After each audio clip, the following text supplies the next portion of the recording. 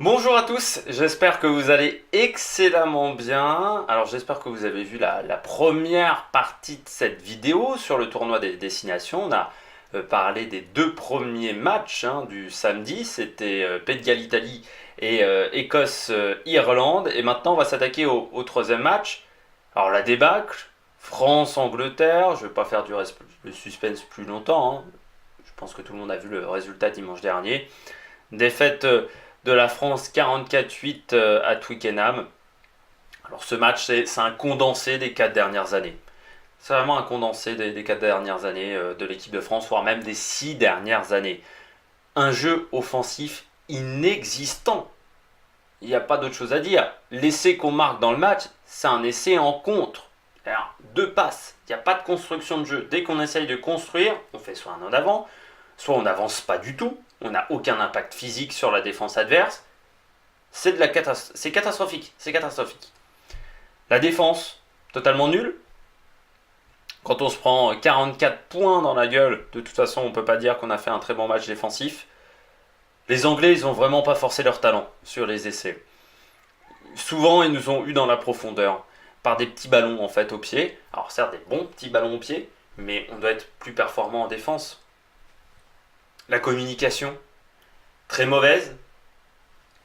Le staff et les joueurs, on a l'impression il y a pas de communication en fait. C'est incroyable quand même. Il y a une scène moi qui m'a choqué. C'est quand vous avez le Ntamak, il sait pas où se placer en fait à un moment dans le match. Il sait pas quel poste il joue.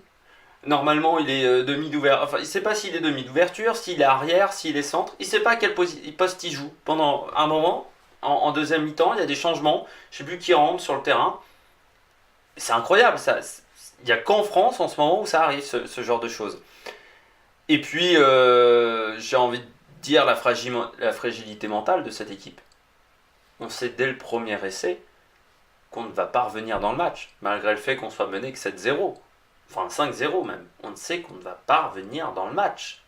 C'est terrible, cette situation-là. Cette équipe-là, elle est fragile mentalement.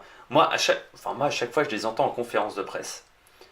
Je suis choqué à chaque fois quand tu les entends en conférence de presse. J'ai l'impression d'avoir une bande de 30 joueurs complètement mous, amorphes. J'ai l'impression qu'ils ont autant d'énergie qu'une classe de 5e après un cours de physique-chimie. C'est mais une catastrophe, cette équipe-là. Il n'y a rien. C'est-à-dire qu'il n'y a aucune âme dans cette équipe. C'est des joueurs on a l'impression qu'ils n'ont pas envie d'être là. Alors, on a parlé de la fragilité mentale, mais moi j'ai aussi envie de revenir sur quelque chose qui me chagrine, c'est qu'on n'a plus de points forts après ce match. On n'a plus de points forts. Autant la période Saint-André. On avait encore des points forts. La défense n'était pas mauvaise. Physiquement, on était au top. Ça c'est clair et net. On était, je pense, l'une des équipes qui, physiquement, était la plus performante. On avait une mêlée de qualité. Et bien même ça, on l'a perdu. On est dans une situation de errance. En 6 ans, on a enchaîné 3 entraîneurs. 3 entraîneurs. C'est... Voilà, il faut le dire. Il n'y a aucune cohérence dans le jeu. Il n'y a aucune cohérence en fait. Parce qu'il n'y a aucune stabilité au poste de sélectionneur. Et chacun va amener sa patte. Alors, Saint-André, c'était la défense, c'était déjà jouer propre.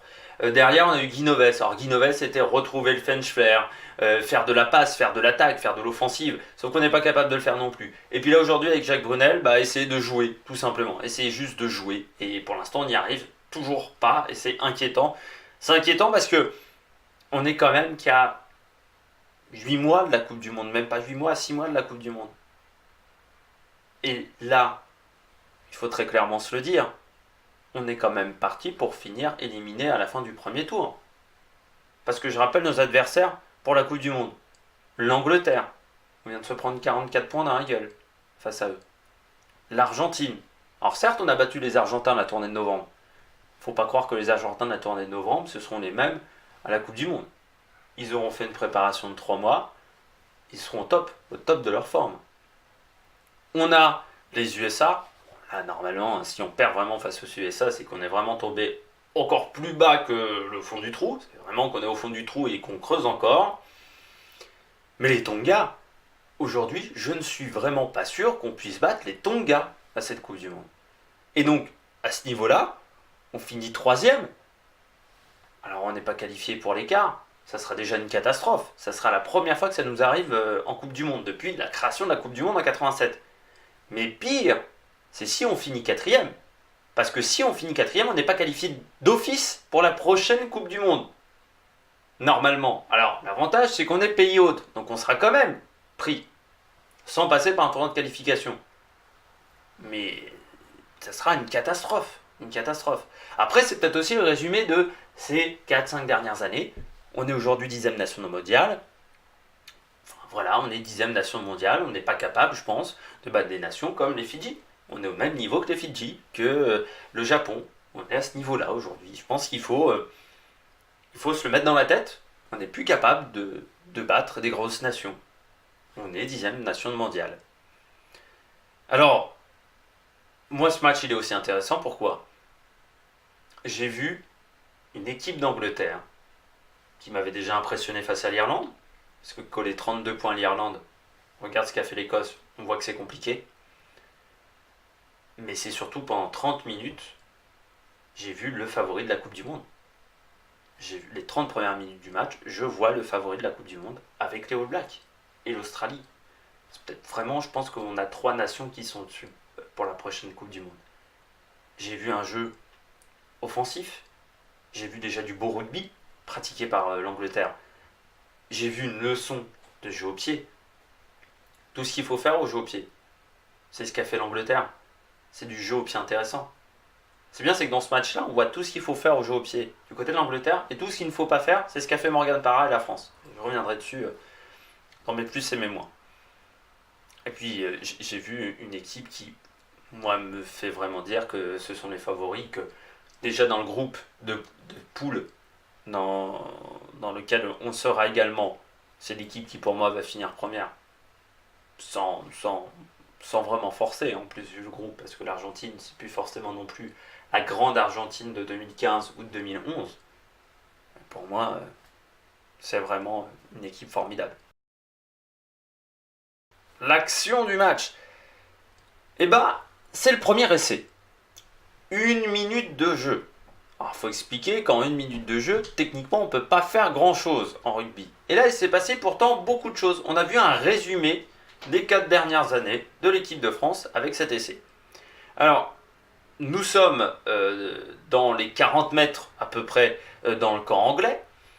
Nous sortons d'un ruck. Morgan Parra récupère le ballon. On vient simplement de jouer l'engagement. On est à ce niveau-là.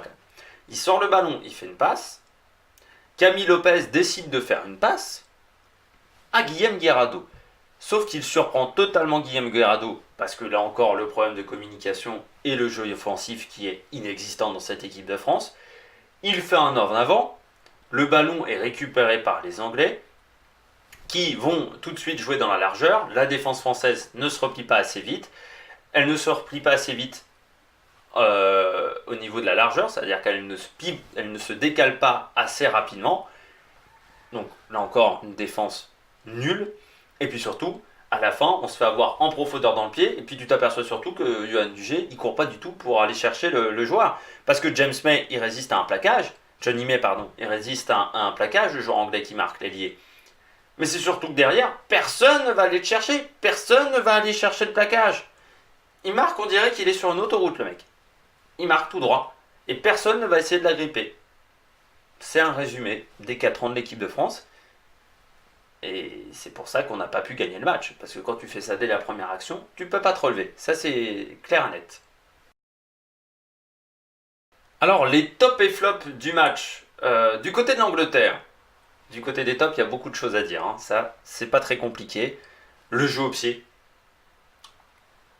Quelle justesse de jeu au pied, j'ai envie de dire. Quelle justesse. Des touches trouvées à la perfection. Ils ont fait un nombre de chandelles et de ballons de pression. Alors des ballons vraiment d'occupation de terrain. Ils ont fait un nombre de ballons qui arrivaient juste devant la ligne des 22 mètres. Ce qui fait qu'on ne peut pas faire l'arrêt de marque à ce niveau-là. L'arrêt de marque, c'est quand vous récupérez le ballon dans les 22, vous levez la main, et à partir de ce moment-là, c'est le jeu est arrêté et votre équipe part des 22 mètres et souvent c'est un coup de pied de renvoi aux 22 mètres. C'est ça l'arrêt de marque. C'était pas possible de le faire parce qu'on n'était pas dans notre 22 quand on récupérait le ballon. L'attaque, ça va vite, c'est fluide, il y a des passes, il y a des petites combinaisons. Alors, Eddie Jones, le sélectionneur anglais, l'avait dit, l'année dernière, on travaillait la défense, cette année, on veut montrer qu'on sait attaquer. Eh bien, ils l'ont montré à la perfection. Les attaques très rapides, et puis l'intensité physique. Ils nous ont explosé à ce niveau-là. On avait le capot ouvert dès la 20e minute. C'est-à-dire qu'ils ont mis une intensité physique. Alors, grâce là encore au sélectionneur Eddie Jones, on sait qu'Eddie Jones, il met des intensités à l'entraînement qui sont des fois même au-dessus de ce que propose l'Angleterre en match. Mais c'est vrai qu'en intensité physique, c'était au-dessus. Il l'avait déjà fait face à l'Irlande. On était prévenus face à l'Irlande. Face à l'Irlande, ils avaient déjà joué de la même manière. Donc on pouvait mieux jouer que ça, défensivement. Je pense qu'il y a des joueurs qui n'ont pas dû voir la vidéo. Depuis très longtemps même en équipe de France. Mais là, l'intensité physique, exceptionnelle. Du côté des moins, alors au niveau de l'Angleterre, ça a quand même été assez compliqué de trouver un moins. Tout d'abord parce que l'Angleterre a fait un bon match. 44 points, c'est un bon match contre n'importe quelle équipe. Deuxièmement, parce que l'adversité en face de la France, c'était quasiment le niveau 0 du rugby. Donc à ce niveau-là, c'est sûr que trouver des moins, c'est toujours compliqué. Alors, moi, je pense à la défense. J'ai trouvé des fois que la défense était un peu laxiste. Enfin, c'est pas laxiste, c'est qu'elle n'ose pas assez prendre de risques, cette défense anglaise. Alors que ça serait intéressant pour cette équipe de prendre des risques défensivement, d'essayer de monter rapidement. Mais c'est compliqué de dire ça quand dans ce match-là, offensivement, il n'y a eu aucune menace. Il faut le dire, il faut le répéter. Du côté de la France, le plus, je peux vous dire, j'ai galéré pendant quand même au moins un quart d'heure pour trouver un plus à la fin du match. Il faut savoir que je regarde le match et qu'à la fin, voilà, j'essaie de remettre un petit peu toutes les idées en place. Et le plus, alors vraiment, c'est pour être gentil, mais bon, j'ai envie de dire, c'est les jeunes. J'ai trouvé que les jeunes surnageaient. C'est-à-dire, dans ce marasme rugbystique, ils ont été un petit peu au-dessus, les jeunes. Alors je parlerai d'Anthony Bello, qui je trouve a fait une bonne rentrée, il a tenté des choses, alors même si des fois c'était pas forcément abouti, il a tenté. Penaud, qui marque l'essai, qui défensivement a fait tout ce qu'il a pu, il n'a pas en plus été aidé par Yohann Huget, donc il s'est retrouvé souvent seul. Et même s'il était carbonisé, au bout de 20 minutes de jeu, il a quand même tenté de défendre comme il pouvait, puis de marquer un essai derrière. Et puis Bemba, le pilier. Alors, au niveau de la mêlée, il a fait des fautes. Ça, c'est clair et net. Maintenant, dans le jeu, je trouve qu'il a apporté des choses, qu'il a apporté beaucoup plus que Guillaume Guirado, par exemple, au niveau de la première ligne. Je trouve qu'il a apporté des choses dans le jeu, au niveau de l'attaque. Même si tu sens que c'est brouillon, tu sens que c'est un joueur qui est jeune, tu sens que c'est un joueur qui joue surtout en deuxième division en France. Il joue pas en top 14. Mais j'ai trouvé que c'était quand même pas si mal, si on doit se contenter de pas si mal aujourd'hui en équipe de France. Et puis en moins, alors en moins ça a été beaucoup plus facile de trouver des choses du côté de cette équipe de France. On va pas se mentir, j'en avais même beaucoup trop je pense. Alors les ballons aériens, les Anglais ont joué au pied. On savait que les Anglais jouaient très bien au pied. On n'a pas été foutu de récupérer un ballon aérien correctement. Soit on faisait en avant, soit par miracle on n'arrivait à pas faire en avant mais on reculait de 10 mètres. Soit c'était les Anglais qui récupéraient des ballons de 15-20 mètres au pied. Donc là c'est assez incroyable. Notre jeu au pied. Alors je pense qu'il va falloir donner des cours à Morgan Parra au niveau du jeu au pied pour lui expliquer ce que c'est un jeu au pied intéressant dans un match de rugby.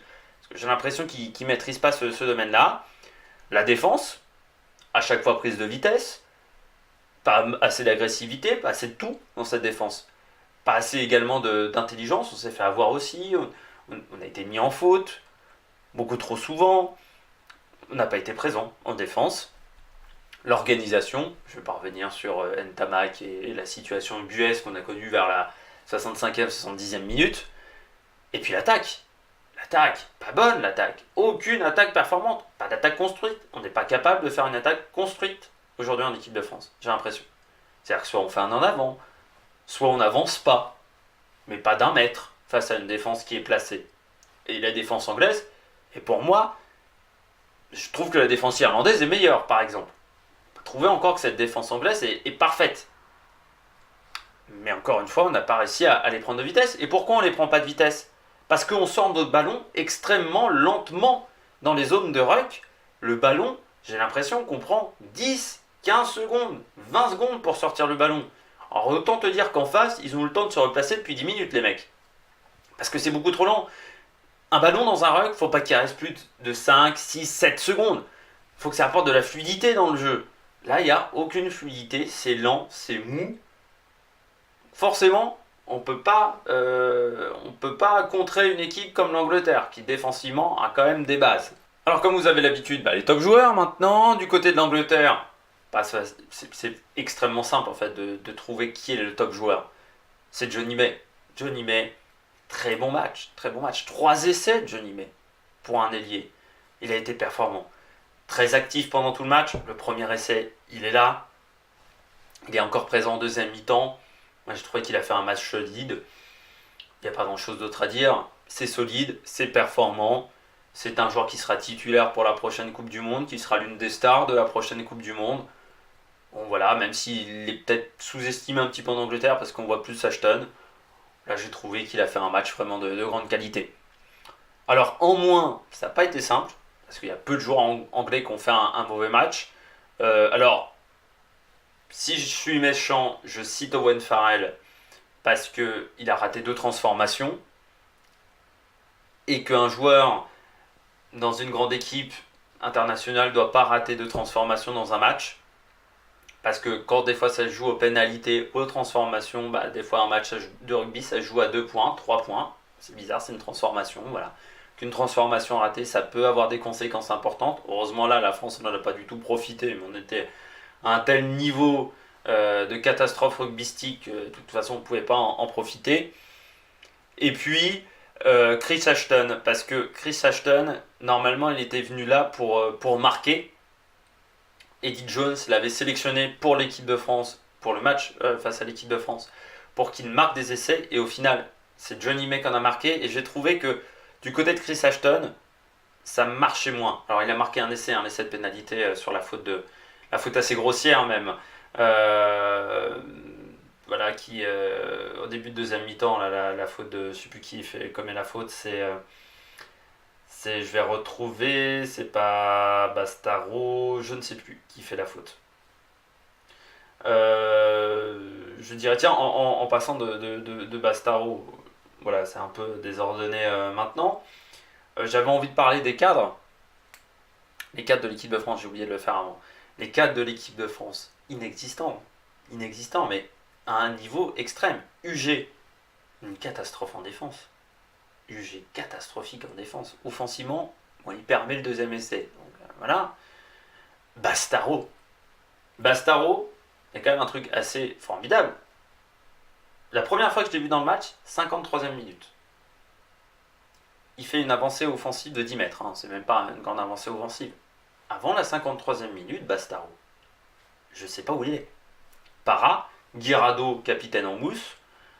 Et encore en mousse, c'est pour pas être méchant que je dis en mousse, parce que je pourrais dire branquignol quand même pour Guillaume Guirado, parce que c'est un peu de ce niveau-là. Les cadres inexistants du côté de l'équipe de France. Donc du côté de l'équipe de France, meilleur joueur, pour moi c'est Damien Penaud. Sans hésiter. Damien Penaud, il marque l'essai.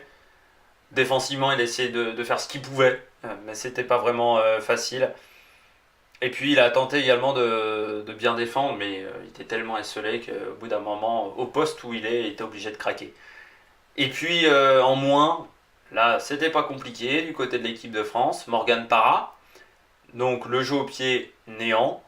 Le jeu d'attaque pour un demi de mêlée, c'est du néant aussi, donc va falloir lui... Et en plus, ce que j'ai aimé, c'est quand même sa conférence de presse après où il dit oui, c'est parce que le sélectionneur m'a pas dit comment il fallait jouer.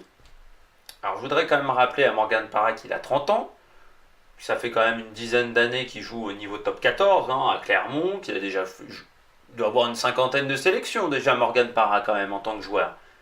Et il raconte ça. Je pense qu'à un moment, il faut s'acheter un cerveau, Morgan Parra, parce que le jeu au pied, grosso modo, il y a deux situations, c'est intéressant le jeu au pied.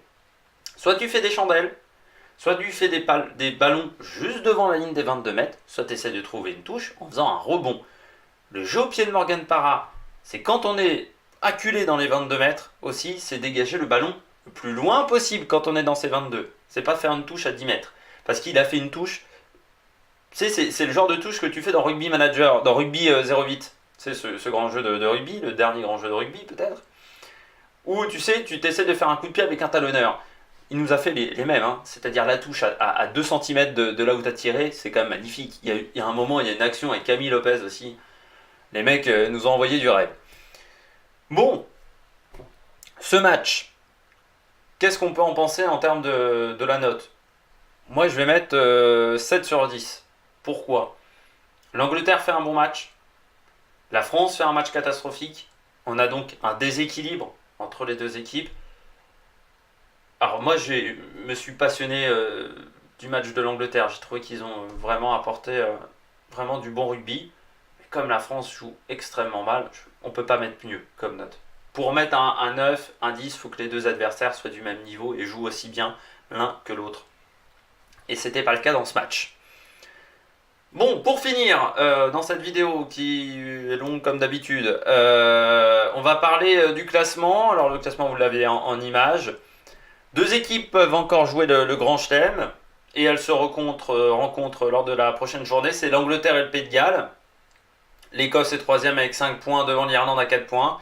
Et nous, on est cinquième, on devance l'Italie d'un petit point parce qu'on a pris un bonus défensif face au Pays de Galles. C'était lors du premier match.